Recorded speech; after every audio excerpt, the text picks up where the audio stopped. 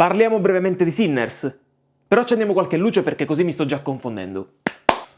Devo ammettere che Sinners, I peccatori, era comunque un film che attendevo, non dico fin dall'annuncio perché comunque Ryan Coogler non è uno dei registi che apprezzo di più e non mi ero neanche informato tantissimo sulla storia, sul film in generale, e ho mantenuto questa poca conoscenza del film fino all'entrata in sala. Sono andato a vederlo semplicemente per le varie recensioni positive che ha raggruppato in giro per il mondo, soprattutto in America, e visto il periodo storico devo dire che mi sono stupito di questa cosa perché o non hanno capito il film, ed è una cosa un po' strana visto che spiattella tutto davvero dall'inizio, ma soprattutto nella seconda parte, o magari ho semplicemente letto delle recensioni di persone che non hanno votato una Cheetos con un parrucchino biondo. Fatto sta che come film è stato apprezzato ed ero comunque curioso di vederlo perché Michael B. Jordan mi piace come interprete, c'è Hailee Steinfeld, quindi non potevo non vedere un film con mia moglie, e comunque a me la lore, la mitologia dei vampiri piace e volevo vedere come avrebbero trasposto il vampiro come figura in questo film. Era abbastanza prevedibile che ruolo avrebbe avuto nella storia, nel racconto della metafora di Sinners, a volte anche abbastanza didascalico per quanto mi riguarda, però comunque è un film che promuovo con la sufficienza. Forse mi sono fatto un po' alzare le aspettative dalle varie recensioni e l'ho trovato un po'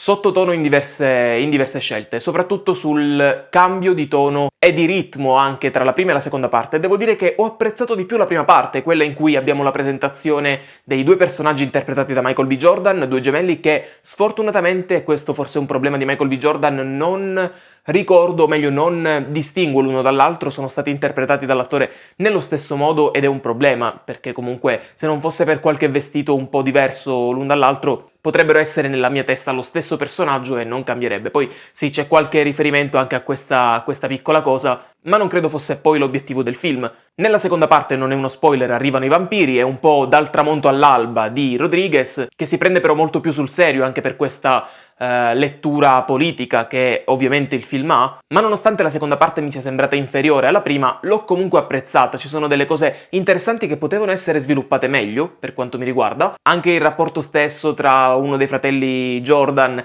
e la fidanzata Hailee Steinfeld, appunto. Succedono delle cose che probabilmente dovrebbero colpirti anche emotivamente, ma forse una mancata buona scrittura dei rapporti tra qualche personaggio ha messo al centro questo piccolo difetto di alcune relazioni. Il film, oltre ad essere molto politico e in alcuni momenti anche didascalico sul fatto dei vampiri, sul fatto dei neri, dei bianchi, ecco, non penso sia uno spoiler dire questa cosa perché è abbastanza prevedibile da qualsiasi trailer, da qualsiasi informazione che sia uscita da questo film. Coogler ha cercato un po' di fare la pigliata. Secondo me non ci è riuscito perché anche il minor film di Peele, ovvero secondo me Noi, è molto meglio di Sinners, però si apprezza almeno il tentativo. Ovviamente Coogler non è un incapace, il film ha i suoi pregi anche sotto il punto di vista della regia, di certo non è una regia riconoscibile, posso dire che se dovessi vedere un film di Coogler senza sapere che effettivamente c'è lui alla regia, ecco, non potrei mai dire, almeno per ora, ok, questo è un Coogler, però non è assolutamente male. Il film gioca molto sul gangster movie, per i personaggi, gioca tanto sul western, ma ovviamente anche sull'horror, visti i vampiri, vista la seconda parte del film in cui abbiamo questa invasione di vampiri che, come molte interpretazioni del mostro, devono chiedere il permesso di entrare per poter entrare appunto in un'abitazione e fare il massacro.